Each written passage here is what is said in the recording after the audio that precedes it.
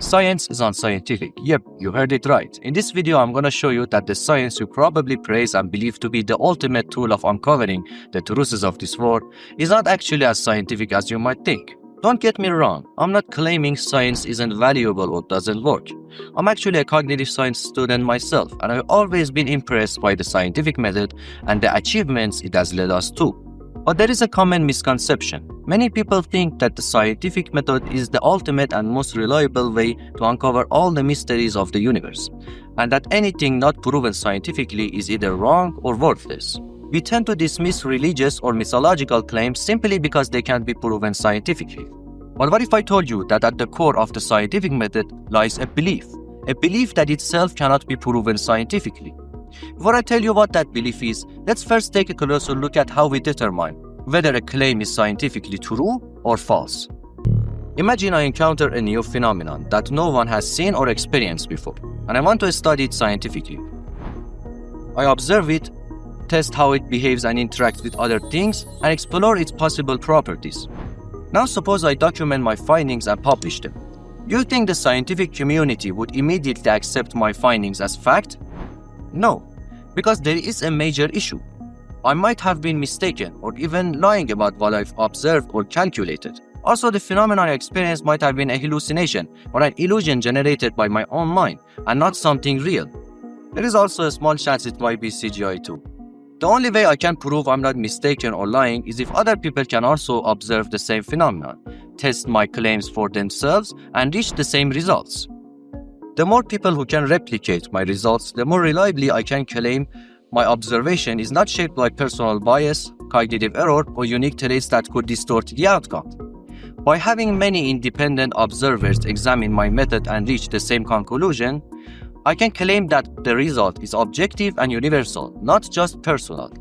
But here's the twist and the core belief that is the blind spot in the foundation of the scientific method. I can never prove that other people have minds and experience the world the way I do. So how can I validate my results without their observations? They might just be behaving like conscious beings, like highly advanced NPCs in a video game, without actually experiencing anything. This is a well-known problem in philosophy of mind called the problem of other minds. It implies that we have no way to confirm that other people are conscious and have subjective experience. They might just function like robots, producing responses with no inner life. Since consciousness or subjective experience are fully subjective and inaccessible, we can study them objectively. Science attempts to escape subjectivity by reducing claims to objective facts, facts that hold true regardless of individual perspectives, emotions, or values. But if we can't prove that others experience the world like we do, we can't be fully certain our scientific results are actually universal.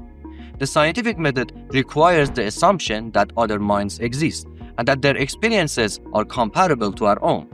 In other words, just as the phenomenon I experience could be an illusion, so could the people who validate my claims. Their existence, their consciousness, and their ability to observe and test my work are all things I must believe in, not things I can scientifically prove. So the scientific method, though powerful and effective, ultimately rests on a personal belief that other minds exist. This is not a scientific fact, it's a necessary assumption. This raises a lot of interesting and important questions. How do we define whether something is real or not? Or rather, what do we mean when we say something is real?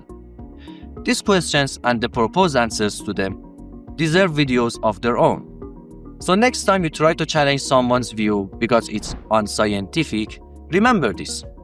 Your scientific facts are built on something unscientific too. That's it for this video. I've prepared tons of interesting arguments and ideas to explore.